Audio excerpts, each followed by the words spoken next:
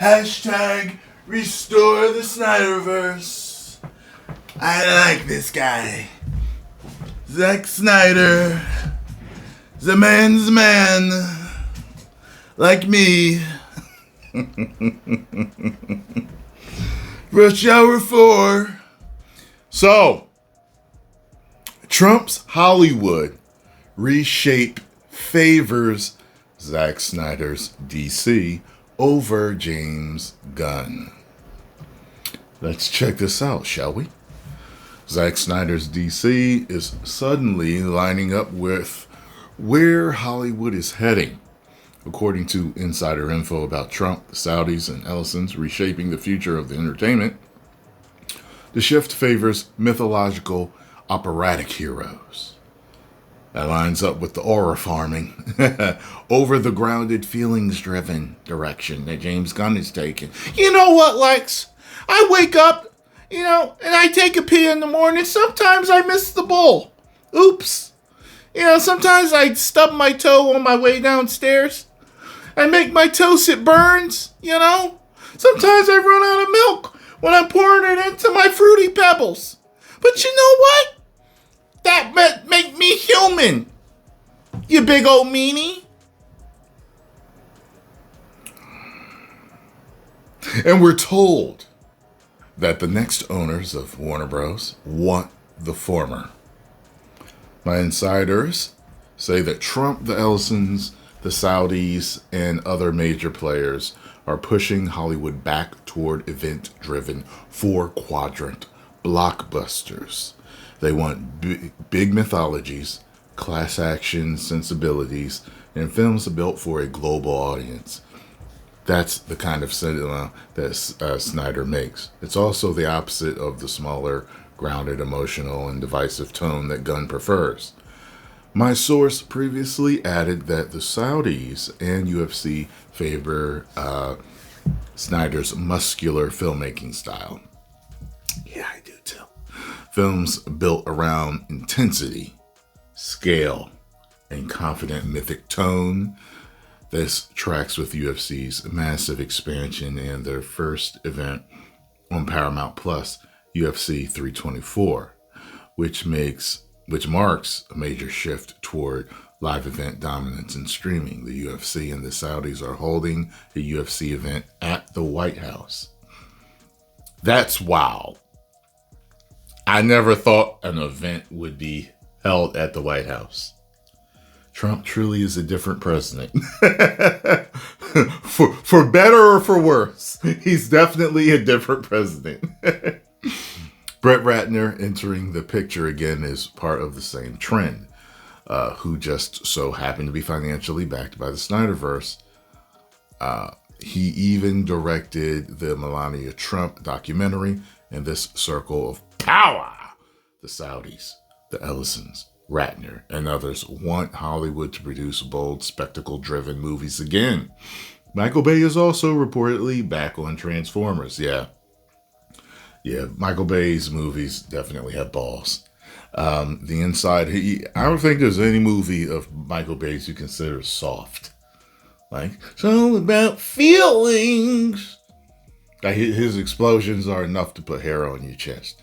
Whether you like the movie or not, you can't deny the fact that his movies are masculine. Okay?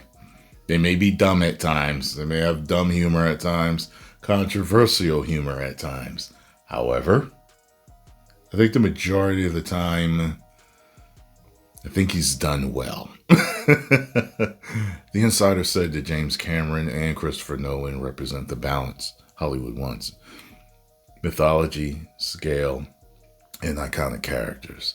That's the lane Snyder has always lived in. Man of Steel, Batman v Superman, and Justice League were big, operatic, and rooted in larger-than-life heroism. So was 300. So was The Watchmen. Yeah, so Zach does. My source added that James Cameron even urged Snyder to shoot Man of Steel in native 3D because he saw the mythic potential.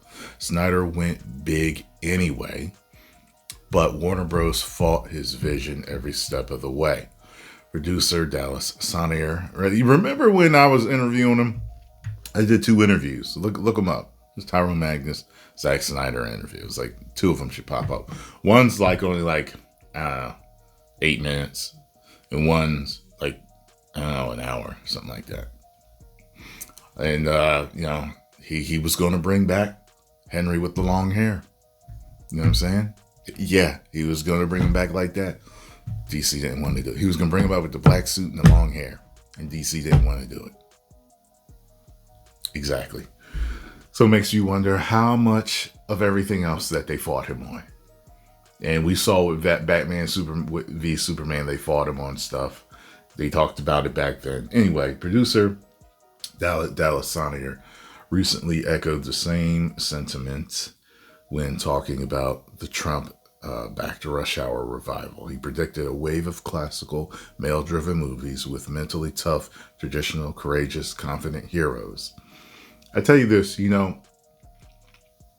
fictional or not, or based on true events or not, when movies are made a particular way, people emulate them. People emulate what they see in their lives.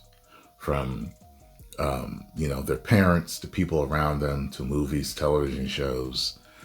For better or for worse, people do emulate many things that they see in their life. And, how many Bruce Lee movies made dudes think that they could kick like him, that they could fight like him? You know what I mean? How many... I remember Eddie Murphy made a joke that, like, when Rocky came out, like, every white dude alive thought he could fight, thought he was a boxer. How many white dudes were inspired by Rocky to take up boxing? You know what I'm saying? Like, it's just certain things inspire people to behave a certain way. But a lot of the stuff today, they make punks. They sissify the men, and there are guys now that are young enough that will be, they'll be influenced by that. They'll be softer. They won't be take charge. They won't lead. They won't truly be masculine. You know what I'm saying? There's nothing wrong with men having a heart and being sensitive to certain subjects. I'm not saying that. You shouldn't be overtly masculine to the point to where it's like so overbearing. You know what I mean? No, there's balance within men, okay? Men raise children too, along with their wives. And there's a sensitivity that father has that's different than mother's. It's different, and that needs to be incorporated too, Looking at Commando, that's balls to the wall, right? It's balls to the wall testosterone. However, you see his tenderness and his love for Jenny, ow, ow, I'm coming to save you, ow, ow. You know what I mean? Like, that was his world, and he treated her right. You know what I'm saying? You see them play together in the beginning of the movie. That's a father and a daughter. He's not this overbearing, unfeeling, uncaring, robotic, stoic father figure. He's not like that, Anyway, confident heroes, maybe even a tad cocky, but dedicated to honor and duty. Plus, of course, a few explosions, gun battles, helicopters, fistfights, and car chases. The description sounds like what we have been told, and more like Snyder's Superman than guns. The insider says that the success of K-pop Demon Hunters exposed the flaws in Gunn's Superman. Asian and global audiences want strong, iconic rock star heroes, the kind of figures who dominate a room like Michael Jackson or Elvis. K-pop Demon Hunters was good. I enjoyed the hell out of it. I had fun. I ain't gonna lie. They don't want heroes who whine, get pushed around, or crumble in a crisis. Yeah, K-pop Demon Hunters delivered edgy mythological characters portrayed with confidence and power. No one was a victim. That's what the global market wants, and Snyder already proved he can deliver it.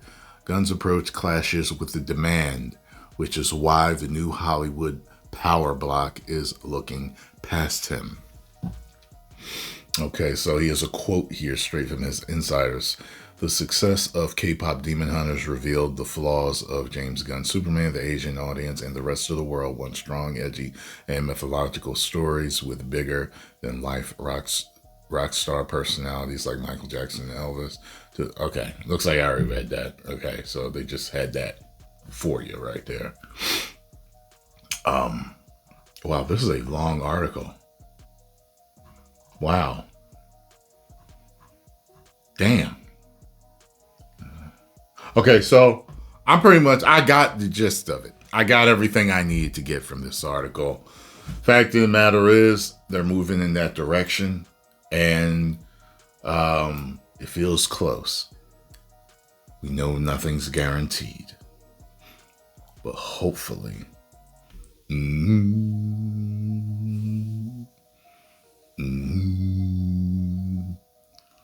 the SnyderVerse will be restored.